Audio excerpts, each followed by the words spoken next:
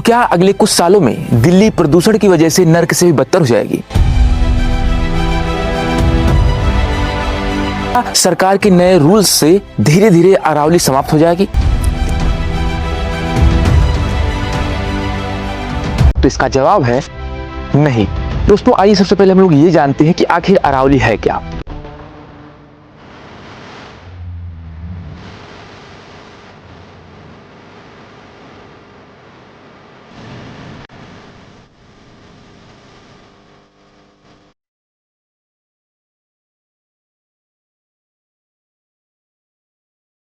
अरावली भारत ही नहीं दुनिया की सबसे प्राचीनतम पर्वत श्रृंखलाओं में से एक है, जिसकी उम्र करीबन 250 करोड़ साल है। और इसके सामने देखा जाए तो हिमालय जैसे पर्वत उम्र में छोटे बच्चे हैं। और ये भारत के राजस्थान, गुजरात, हरियाणा और दिल्ली जैसे राज्यों में फैली हुई है, जिसकी कुल लंबाई करीबन 700 किलोमीटर है। और अरावली पर्वतमाला हमारे आसपास के राज्यों में प्रदूषण को कम करने में, ग्राउंड वाटर को रिचार्ज करने में और मानसून को लाने में बहुत बड़ी भूमिका निभाती है। सबसे बड़ी भूमिका वो थार या यूं कह ले कि रेगिस्तान से उड़ने वाली रेतीले तूफानों को रोकने में करती है, जिससे वहाँ के रेत और धूल हमारे शहरी क्षेत्रों में नहीं आ पाते हैं। इसके बाद सरकार अचानक से एक रूल लेकर के आती है, जिसमें ये कहा जाता है कि जिन पहाड़ों की ऊंचाई या जिन पर्वतों की ऊंचाई 100 मीटर से ज्यादा या 100 मीटर है, उन्हीं को ही अरावली पर्वतमाला की श्रृंखला में रखा जाएगा। और जिसके बाद शुरू होता है पूरा विवाद।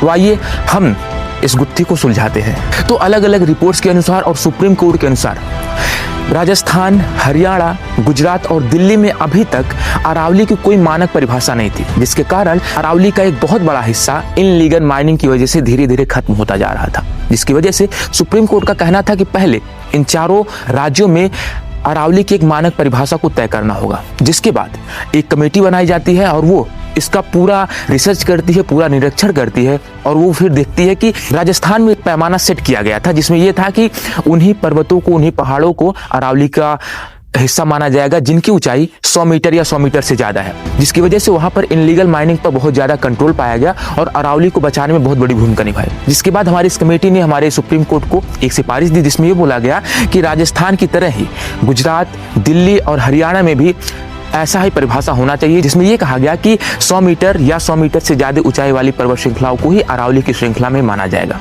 तो हम आपको बता दें कि ये जो सरकार का 100 मीटर वाला रूल है, ये पहाड़ को सिर्फ नीचे से लेके ऊपर तक नहीं मापेगा, बल्कि पहाड़ जमीन के अंदर भी जो उसका बेस है वहां से मापना स्टार्ट किया जाएगा। और जैसे ये मान लीजिए पहाड़ है, तो सिर्फ ऐसे ऐसे नहीं, यहाँ से स्टार्ट किया जाएगा, इसकी लंबाई मापी जाएगी और जमीन के अंदर जितना है उसकी भी। और इसके पास जितने भी टीले आते हैं, छोटे पहाड़ आते हैं, उनका भी पूर्ण संरक्षण सरकार के द्वारा किया जाएगा।